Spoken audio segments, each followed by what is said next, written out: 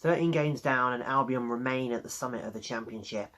And they come across a team this weekend who have surprised many by their good form and having a history that is rather extraordinary of any football club doing well in the Championship.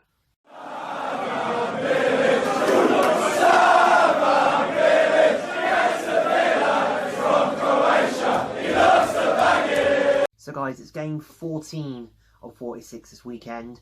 We take on a side that we haven't taken on in a very long time, I think, about 5, 6, 7 odd years, 8 years now.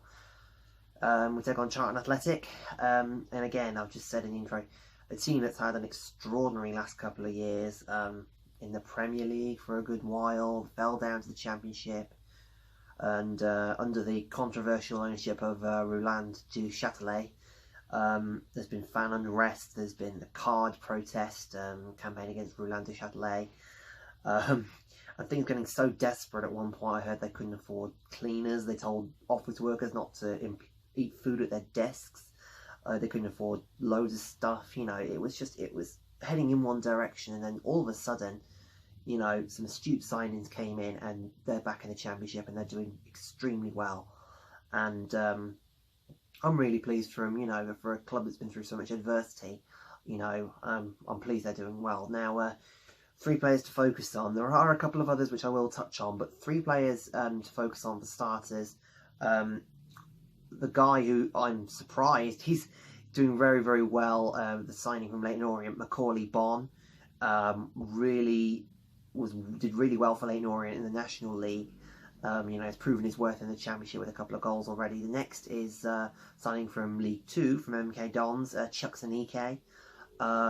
Yeah, really, he's a good player, and he did well to get MK Dons back in League 1, even though I hate them and I think they're a franchise anyway.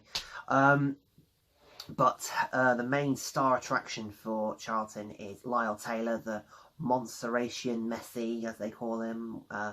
He's just brilliant. I love his penalty routine when he just walks, you know, like a pensioner up to the ball and then just whacks it, you know. It's absolutely brilliant.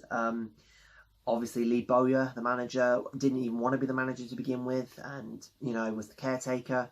And now he's led them back to the Championship and into the top half, near enough in the playoffs at the minute. So, you know, what an extraordinary story. Now, obviously, Albion at the minute, another out of jail game, 2-2 against Barnsley on Tuesday night. If I'm being honest, though, it was the first time in ages that, you know, we were that poor, I'd say, in the first half. But I still had the belief. I thought, something's going to happen here. I thought, something's going to change, you know. And obviously, the substitutes went on, and it happened again. It was just unbelievable. And from the start of that half, I had belief that it was going to go our way, go level or go our way completely. But the way we turned on was just extraordinary, really. You know, there's a few holes that need filling again in this match. Obviously, Charlton, no one could underestimate them. I mean, look at how well they've done so far. I think, again, another problem, the strikers need to step up to the mark. Austin had a very, very poor game the other night. I thought he contributed very little. But also a lot of couples were missing Zahor. I thought Kanu did really well when he came on. He influenced the game quite a bit up front.